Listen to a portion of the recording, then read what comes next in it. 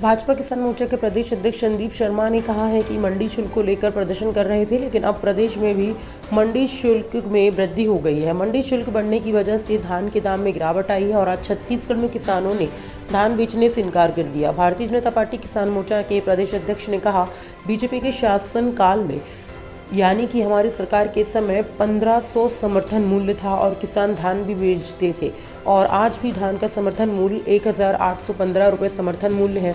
मंडी शुल्क का सीधा नुकसान किसानों को ही होता है, जबकि इससे पहले सरकार के द्वारा कहा जाता था कि मंडी का शुल्क किसानों से नहीं बल्कि सरकार स्वयं देगी। मंडी शुल्क 31 रुपये से 67 रुपये बढ़ गया है। भारतीय जनता पार्टी किसान मोर्चा ने सवाल किया है कि जो किसान 140 में खेला जा रहा है वह अब किसके जेब में जाएगा।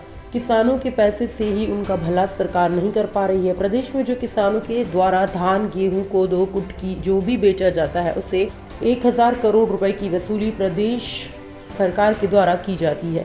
16 लाख टन 24 लाख टन खरीफ फसल होती है तो 40 लाख टन का नुकसान होता है। मंडियों में किसानों के धान को कच्चा बताकर नहीं लिया जा रहा है। छत्तीसगढ़ सरकार के द्वारा मंडी शुल्क को 2% से 5% कर दी है। बीजेपी किसान मोर्चा के प्रदेश अध्यक्ष ने घोषणा पत्र का जिक्र करते हुए कहा कि उन्होंने जो घोषणा पत्र में वादा किया था मंडी शुल्क को समाप्त किया जाएगा और हम दोनों सीधा किसानों को मिलेगी, लेकिन उल्टा 2% से 5% तक मंडी के शुल्क को बढ़ा दिया गया है। कांग्रेस के शासनकाल में मंडी शुल्क को 2.5 गुना बढ़ा दिया गया है। रायपुर से हितेश साहू की रिपोर्ट।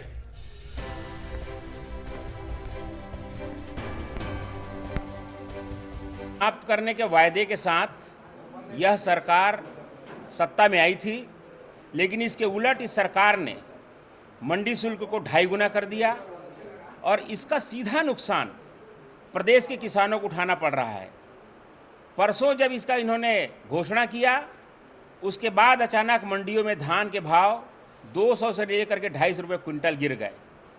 इस बात से आक्रोशित होकर के हम किसानों ने मंडियों में धान बेचना बंद कर दिया है और ऐसा करके यह किसान केंद्र सरकार से और राज्य के किसानों से 1,000 करोड़ रुपया वसूली के कुचक्र रचे हैं।